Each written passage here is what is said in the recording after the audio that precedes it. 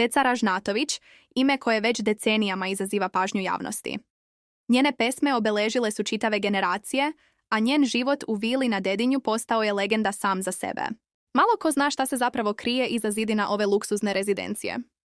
Vila na Dedinju, koju je nasledila nakon tragične smrti supruga Arkana, jedna je od najpoznatijih kuća u regionu. Ali osim luksuza i glamura, tu su i priče koje javnost retko čuje. Prema svedočenjima ljudi bliskih Ceci, vila ima specijalno uređene privatne prostore. Navodno postoji tajni hodnik koji vodi do njenog ličnog apartmana, a deo kuće pretvoren je u muzički studio, gdje je snimila mnoge od svojih najvećih hitova. Gostovanja u ovoj vili uvek su bila tema tabloida. Pričalo se da su tu dolazili političari, muzičari i mnoge javne ličnosti, upravo zato što je imanje nudilo privatnost i diskreciju. Ali život na Dedinju nije uvek bio lagan. Ceca je u više navrata morala da se suoči sa policijskim istragama, medijskim pritiscima i brojnim skandalima. Uprkos svemu tome, ona je uspjela da očuva svoju poziciju jedne od najvećih muzičkih zvezda Balkana. Njena deca, Anastazija i Veljko, odrasla su u ovoj vili i danas su sami poznate javne ličnosti. Anastazija je krenula muzičkim stopama majke, dok je Veljko izgradio karijeru u sportu. Vila na Dedinju time je postala simbol cele porodice Ražnatović. Ceca nikada nije krila da je Dedinje za nju više od luksuza. To je mesto gdje se odvijao cijel njen život, i lep i težak. Nakon Arkanove smrti, vila je postala centar pažnje tabloida. Svaki njen korak bio je pod lupom, od renoviranja enterijera do luksuznih proslava.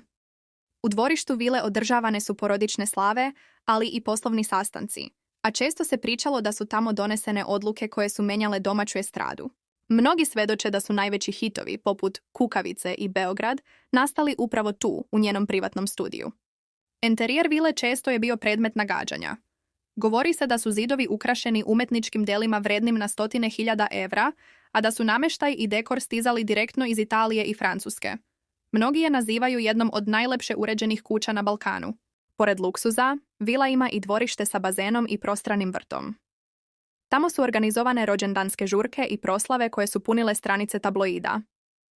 Pričalo se da su na tim događajima prisustvovale i najveće zvezde sa Balkana. Ipak, Dedinje je bilo i mesto tuge. Ceca je kroz godine morala da se suoči sa gubicima, suđenjima i medijskim napadima. Uprkos tome, svaki put je uspevala da se vrati još jača, što je doprinelo njenom statusu ne samo kao pevačice, već i kao simbola izdržljivosti. Ceca danas i dalje živi u toj vili, ali za razliku od prošlih godina, sada je često vidimo kako deli trenutke sa unukom, Veljkovim sinom, i pokazuje da pored estrade i luksuza, porodica za nju ima najveću vrednost. Pretplatite se na kanal za još skrivenih priča o životu najvećih zvezda Balkana.